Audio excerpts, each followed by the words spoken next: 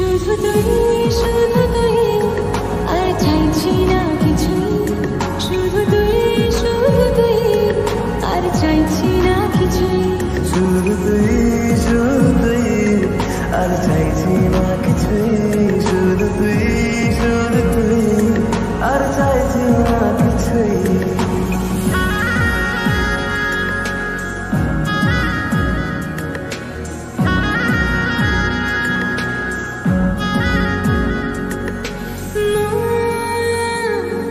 তোর অলিতে গলিতে ঘুরি।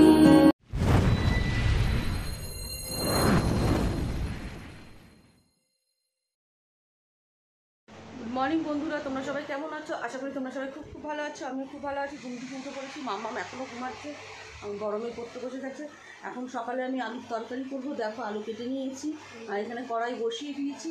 তা চলো, গরম হয়ে গেছে, কড়াইটা তেল দিয়ে নিই, তারপর আবার তোমাদের সঙ্গে দেখা হচ্ছে কী করবো না করবো। কড়াইতে তেল দিয়েছি, দেখতেই পাচ্ছ।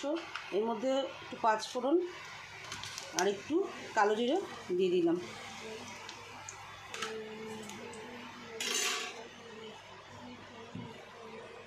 এবার আগে থেকে কেটে রাখা আলুগুলো এর মধ্যে এক একে দিয়ে দেবো।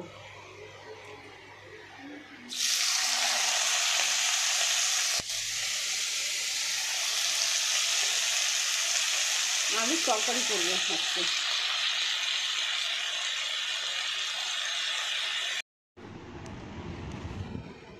আটা নিয়ে বসে পড়েছি, আটাটাকে ভালো করে মাখবো, মেখে লেচি করে নেবো। গাইস দেখো, আমার টিফিন রেডি হয়ে গেছে। এখানে আমার বড় মেয়ের জন্য পরোটা, ছোটো মেয়েও পরোটা খাবে। এখানে আলুর তরকারি আর এখানে 2 পিস কাঁঠাল দিয়ে দিচ্ছি। বাবা, আর মাম্মাম তো এখনও ঘুমাচ্ছে। গুড মর্নিং মামা, বিছানাটা ঠিক করো, দিদিভাইকে খেতে দেবো এখন। তুমি খাবে তো? পরোটা করেছি তোমার জন্য, পরোটা খাবে তো? দেখো চোখ খুলতে পারছে না, বলছে আচ্ছা চলো চলো মুখ ধুয়ে দিই, আবার খাবার পারবো। চলো, মাদুরটা ঠিক করো, মাদুরটাকে ঠিক করো।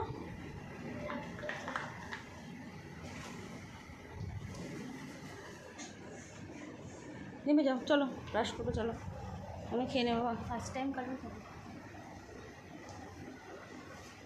টিফিন খাওয়ার পর এখন পড়তে বসে গেছে। দেখো মামা এখন লিখছে কাউয়ের সম্বন্ধে। তা কি লিখছে? This is a cow, cow is a domestic animal. Is a domestic Cow is a good girl. দেখেছো, গুড গার্ল। Teodo. গাইজ আমার রান্নাবান্না করে পুজো টুজো দেওয়া হয়ে গেছে, দেখতেই পাচ্ছ। আজকে হচ্ছে জুন মাসের 9 তারিখ। তা আজকের দিনে আমার শ্বশুরমশাই আমাদের সকলকে ছেড়ে চলে গেছেন। আমাদের সকলের খুব প্রিয় একজন মানুষ ছিলেন আমার শ্বশুরমশাই।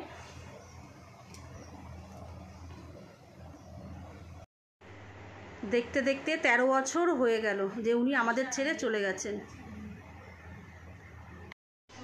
কি করেন আমার বোধে? আরে তো দাদা সবজিগুলো নিয়ে এসছে তো রোদের মধ্যে থেকে, তার জন্য আবার পাখার তলে দিয়েছি না। এই এখন আবার চান করতে গেছে, বলে ভাত বড়। আমি কি ঠিক আছে, সবজিগুলো গুছিয়ে নিয়ে তোর জন্য ভেন্ডি নিয়ে আছে, আমার জন্য ভেন্ডি নিয়ে এসছে, আমার 2টো উচ্ছে দিও। এই তো নিয়েছে, ওখানেই রয়েছে। বাড়ি যাচ্ছি তরকারি দিতে। কুমড়োর শাক আর সোয়াবিন। মা, কি 2টোই কুমড়ো শাক নিচ্ছ? সোয়াবিন নিয়ে চলে এসেছি। ব্যাগ দে, তরকারি আদান প্রদান হবে। টাকলা মোচা দিল। টাটা বলু, টাটা। বিকেলে যাবি তো? বিকেলে যাবি তো?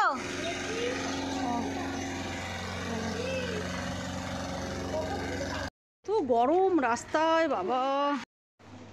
এখন ইভিনিং টাইম, ঘুম থেকে উঠে পড়েছি। সন্ধ্যা এখনও হয়েছে প্রায়।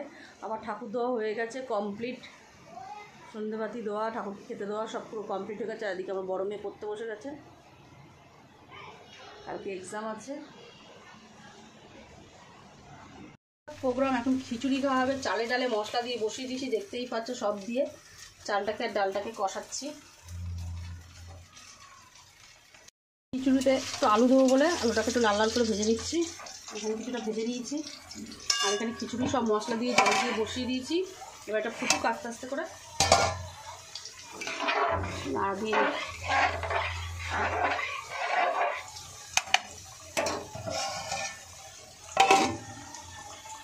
দেখো আমি কড়াইতে তেল দিয়ে দিয়েছি আর এখানে আলুগুলো ভাজা হয়ে গেছে। আর খিচুড়ির সঙ্গে আলু ভাজা খাবে, তার জন্য এখানে আলুগুলো কেটে নুন হলুদ মাখিয়ে নিয়েছি। তা তেলটা গরম হোক, তারপরে এর মধ্যে আলুগুলো ছাড়বো। এখানে হচ্ছে আলু ভাজার আলু বসিয়ে দিয়েছি, দেখতেই পাচ্ছ। আর এখানে আলু কাটা রয়েছে, আলুটা একটু লাল লাল করে ভাজবো। খিচুড়ির সঙ্গে আলু ভাজা, পাঁপড় ভাজা, ভাজাটাই বেশি ভালো লাগে। আর বৌদি এদিকে গাটি কচু কাটছে, দেখো কালকের জন্য চিংড়ি মাছ দিয়ে গাটি কচু রান্না হবে, তাই কাটছে।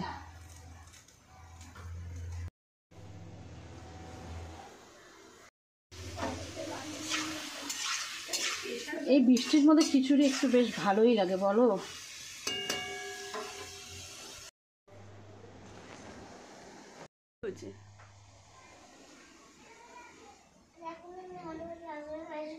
আজ বৃষ্টি পড়ছে, রাখি আমি যাবে না তোমার বাড়িতে।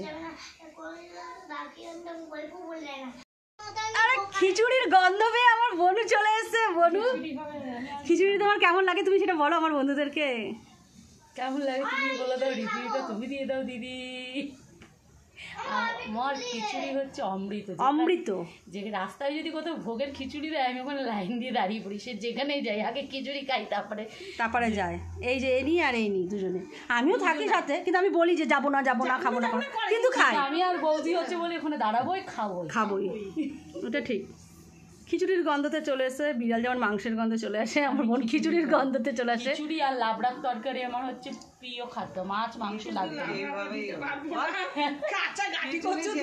হ্যাঁ হ্যাঁ, আলু ভাজা এখানে দেখো কিছুটা ভাজা হয়ে গেছে মচমচে। রান্না করে বাবা, তাহলে আমিও খেয়ে তারপরে যাবো।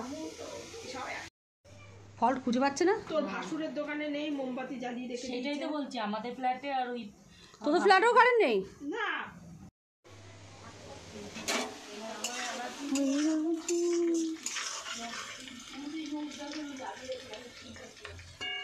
আমার মেয়েও খুব খুশি হবে খিচুড়ি শুনে। ও বলছিল মা বৃষ্টি হয়ে গেছে, বৃষ্টি হয়েছে একটু খিচুড়ি করো না, বলছিল। আমি বলছিলাম না, ভাত হয়ে গেছে। তারপরে এদিকে বৌদি বায়না খিচুড়ি খাবে। দাদা ফোন করে বললো হঠাৎ খিচুড়ি খাবে, তাহলে চলো সবাই মিলে খিচুড়ি খাই। বেগুন ভাজা, আলু ভাজা, পাঁপড় ভাজা, খিচুড়ি নিয়ে বসে পড়েছি আমরা, সবাই একসঙ্গে খাচ্ছি। বৌদি কেমন হচ্ছে বলো? বলতে পারবো না, অসাধারণ। বনু ওদিকে যাস না, খাওয়ায় মন দিয়েছে, এখনো বলবে না কিছু। তা চলো খেয়ে নিই। সেই শীতকালে খেয়েছিলাম সেই নতুন আলু। আর বনু চলে যাচ্ছে খিচুড়ি খেয়ে। খিচুড়ি খাওয়ার না, এখন ছেলে মেয়েকে খাওয়া যা অন্ধকার হয়ে যাবে, চলে যাবে, কারেন্ট চলে যাবে আবার।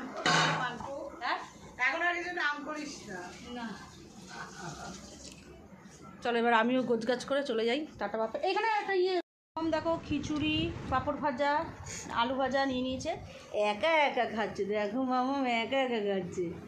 আজকে আমি ভালো মতো পরে নিচ্ছি, তাই জন্য মানি ভালো মতন পড়ে নিয়েছিস? হ্যাঁ তো। ও জানি না আমি। দেখো মামাম খাচ্ছে, মামাম খেয়ে নিক। আমার খাওয়া হয়ে গেছে, আমি তো বৌদির বাড়িতে খেয়ে এসেছি। আমার বড় মেয়েও খাচ্ছে।